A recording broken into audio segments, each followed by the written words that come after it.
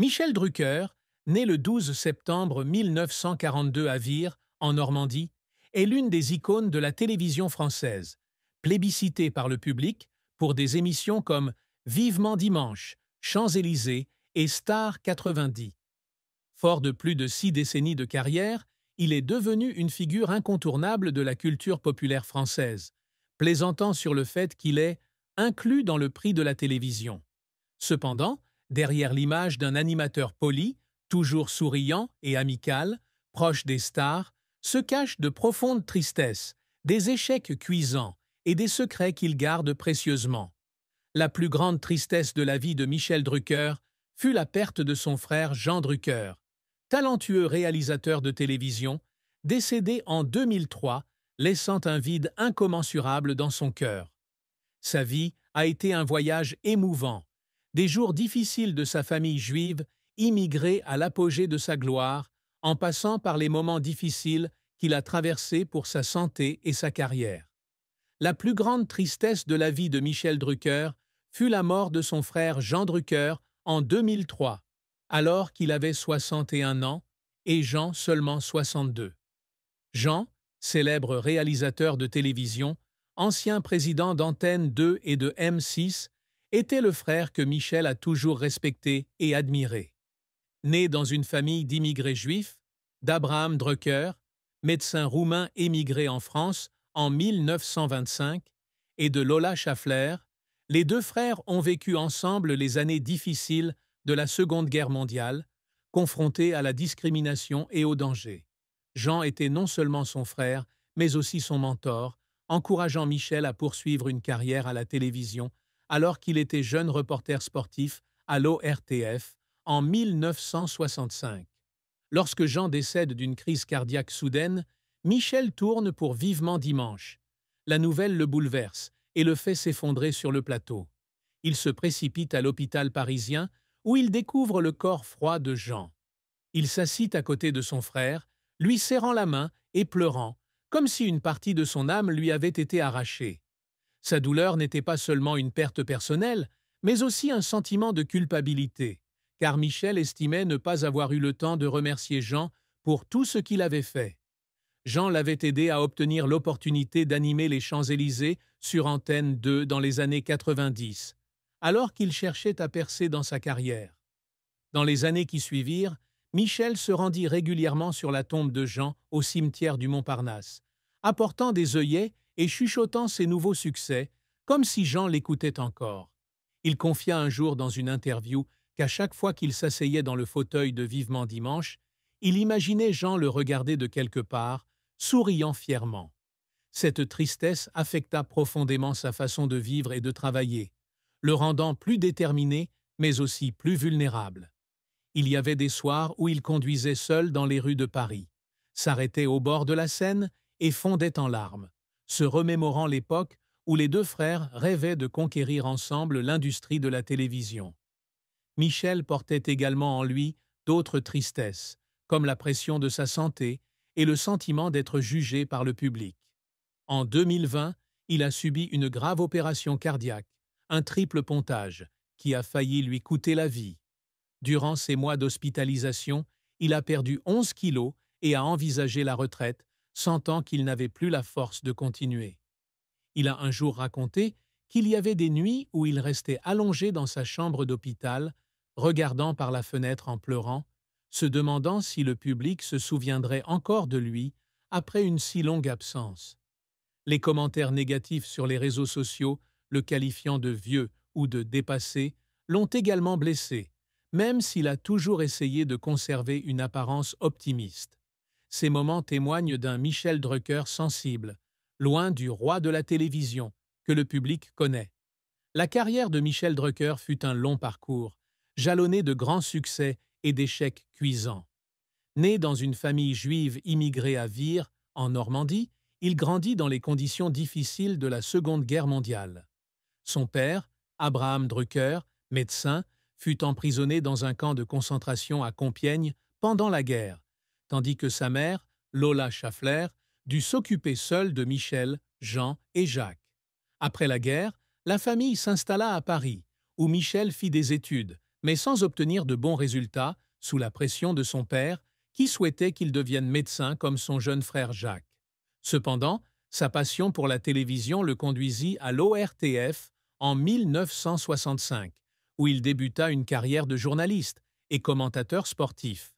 Il couvrit les grands matchs de football, dont la Coupe du Monde et les matchs de l'équipe de France, jusqu'en 1986, date à laquelle il se reconvertit dans la présentation d'émissions de divertissement.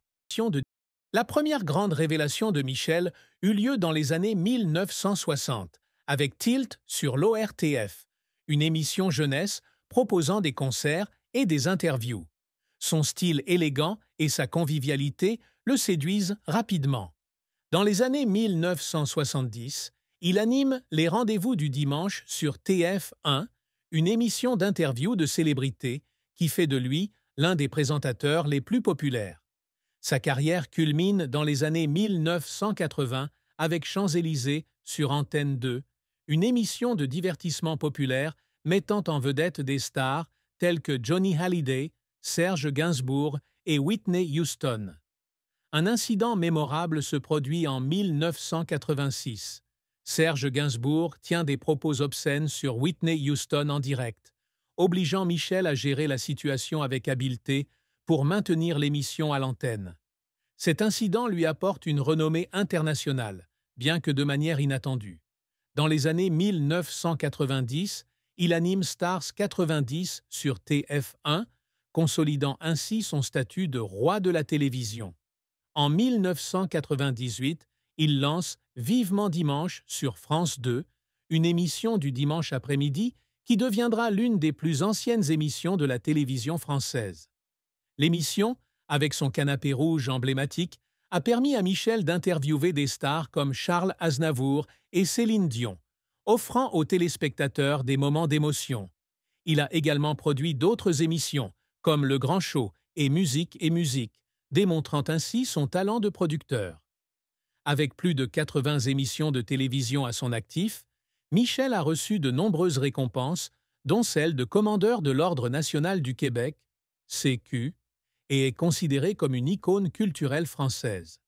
La carrière de Michel n'a cependant pas été sans heurts.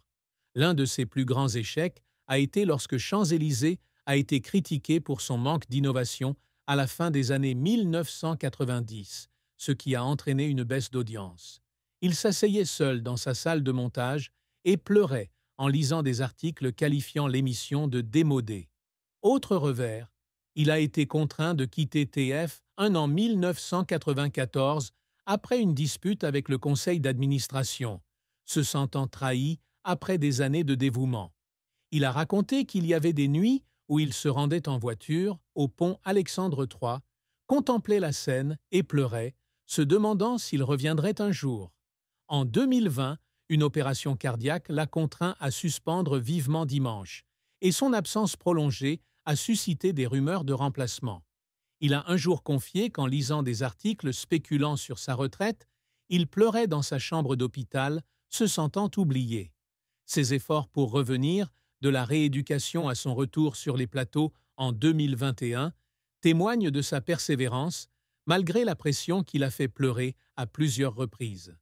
Dans un scénario imaginaire, la triste fin de la vie de Michel Drucker serait sa retraite forcée en 2023, après l'annulation de Vivement dimanche par France 3 en raison de coupes budgétaires et d'une modification de la programmation. Après plus de 24 ans au sein de l'émission, cette décision fut un coup dur pour lui. Il apprit la nouvelle par le directeur de la station lors d'une brève réunion à Paris et, malgré ses efforts pour garder son calme, il eut l'impression que son monde s'était écroulé. De retour dans son appartement parisien, il s'assit sur le canapé, regarda les photos des séances d'enregistrement et fondit en larmes, comme s'il avait perdu une partie de son âme. Le public réagit vivement, avec des milliers de messages de regret sur les réseaux sociaux, mais la décision de la station resta inchangée. Michel se retira progressivement des projecteurs, vivant tranquillement avec sa femme Dany Saval et n'apparaissant que dans des interviews occasionnelles. Cette fin, bien que n'étant pas un décès, fut profondément triste, car il se sentit délaissé par l'industrie télévisuelle à laquelle il avait consacré sa vie. L'amour et le mariage de Michel Drucker furent des chapitres brillants de sa vie, mais non sans difficulté. Il épousa l'actrice française Dany Saval le 28 juillet 1973, après l'avoir rencontrée lors d'une émission télévisée en 1972. Dany, célèbre pour ses rôles dans les années 550 et 1960, fut la femme qui apporta à Michel la paix après ces années chargées. Ils n'eurent pas d'enfants ensemble, mais Michel devint le beau-père de Stéphanie Jarre, la fille de Dany, issue de son précédent mariage avec le compositeur Maurice Jarre. Leur relation était fondée sur le respect et la compréhension, Dany soutenant Michel dans les hauts et les bas, notamment lors de son opération cardiaque en 2020. Il a raconté un jour que Dany était assise à côté de son lit d'hôpital, lui tenait la main et pleurait, priant pour qu'il survive à l'opération. Cependant, Michel connut aussi la tristesse en amour. Avant de rencontrer Dany, il avait eu une brève relation avec une collègue de l'ORTF dans les années 1960. Mais leur relation s'était rompue à cause de la pression D,